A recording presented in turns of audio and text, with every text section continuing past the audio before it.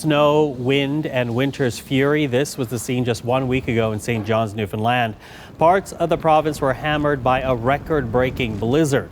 93 centimeters of snow fell in some areas, winds reaching over 170 kilometers an hour, and drifts, as you saw, trapped many people in their homes. Well, as we continue to track the latest at St. John's, we can tell you the state of emergency has now ended, but we also have some breaking news. This is having to do with the person who went missing in the storm.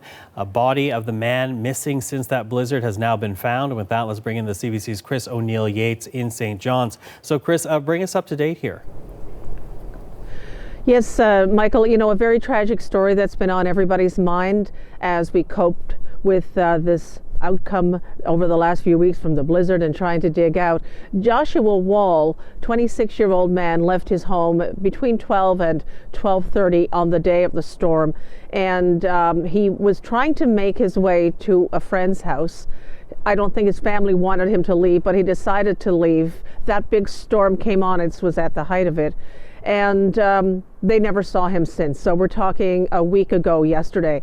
There was a search which clued up on Tuesday, an official search. So they were out with dogs and drones, the RCMP and search and rescue. They clued that up on Tuesday, but the family decided they would mount their own volunteer search. And about 40 people showed up over the last few days. It would have been in day 3 today. And a lot of people came to help the family. They set out various routes. You can imagine what they were battling with the snow. And this morning we received word from the RCMP first that a body had been found in the Roaches Line area, which is about 40 kilometers east of St. John's, and then a further notice from the RCMP that it indeed was the body of 26-year-old Joshua Wall, who went missing on the day of the storm.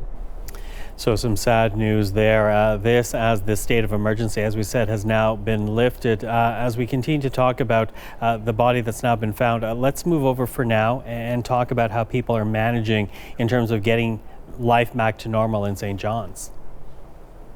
Well, this is the only fatality we know of.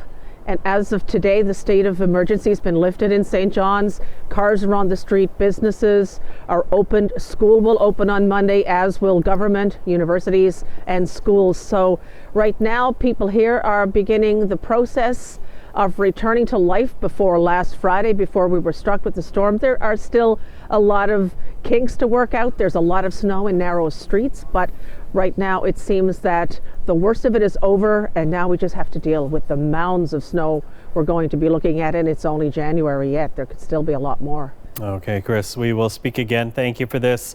The CBC's Chris O'Neill-Yates in St. John's.